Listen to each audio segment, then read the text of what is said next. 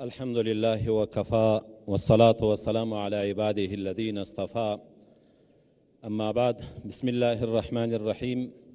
تر هر څه مخکې د والیبال د غوره لیګ د افغانستان د والیبال د غوره لیګ ټولو مینوالو ته راغلو میلمنو ته د افغانستان د اسلامي امارت د اولمپیک د کمیټې او د تربیت بدني د ریاست محترم رئیس صاحب انجینر مطمئن صاحب، همدغسې نورو د اولمپیک د ادارې او د تربیت بدني نور مسؤلین او د افغانستان د اسلامي امارت د نورو بېلابېلو ادارو مسؤلینو ته السلام علیکم ورحمت الله وبرکاتو. قدرمنو حاضرینو، ډیر خوشحاله یم چې نن یو ځل بیا د خپلو ځوانو ورزشکارانو په دغه مراسمو کې خپل ځان شریک وینم. ډیر خوشحاله یم. حاضرینو، لکه څرنګه چې تاسو ته معلومات شته، سپورت د ښه صحت د ضمانت ترڅنګ د ملتونو د قومونو او د هیوادوالو د وصل کرښه هم ده، د یووالي سمبول هم ده. همدغه سپورت ته چې قومونه سره یو ځای کوي، ملتونه سره یو ځای کوي، ولایتونه سره یو ځای کوي، حتی هیوادونه سره یو ځای کوي. او د همدغه سپورت په له امله د دې په ذریعه باندې زموږ ځوانان کولی سي چې د امن او د سولې پیغام نورې نړۍ ته یوسي او دغه پیغام او انځور نورې نړۍ ته ورکړي چې افغانستان اوس یو امن هیواد ده. دلته ډاډمنه امنیتي فضا ده. د لوبو دپاره، د نورو ترقیاتي کارونو دپاره افغانستان اوس تر ټولو مناسب فرصت په لاس کې لري. له دغه څخه باید استفاده وکړو. قدرمنو حاضرینو، ډیر خوشحاله یم چې یو په بل پسې موږ خپلې کړې ژمنې ترسره کوو.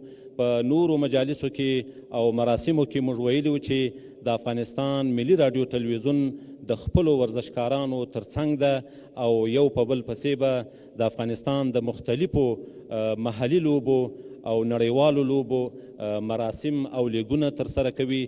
لله الحمد، موږ خپلې ژمنې یو په بل پسې ترسره کوو.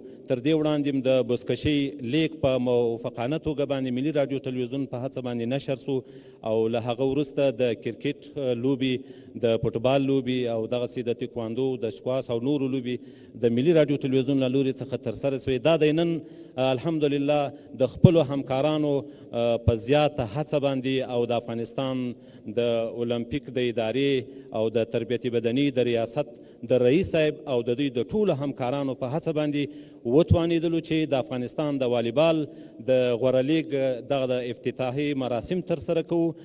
دغه لوبې چې د شپږو ټیمونو تر مابین به ترسره کیږي او نږدې او ته ورځې به دوام لري. زه امید لرم چې دا به په ښه کامیابۍ سره ترسره سي، او زما امید دی چې په دغه لوبو کې دغه ورزشکاران او چې نن لوبیږي او دوی خپل مابین په دوستانه فضا کې لوبې ترسره کوي، دا به یو ورځ د افغانستان په نمایندګي باندې نړۍ ته ځي او دوی به د ملي ټیم لوبغاړي وي انشاءالله تعالی.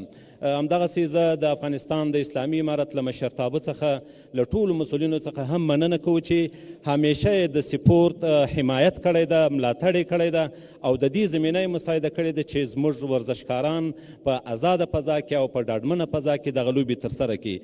د اولمپیک د ادارې له مشرتابه څخه او د تربیت بدني د ریاست څخه ډیره مننه کوو چې هغوی په ډیرو سختو شرایطو کې کار کوي.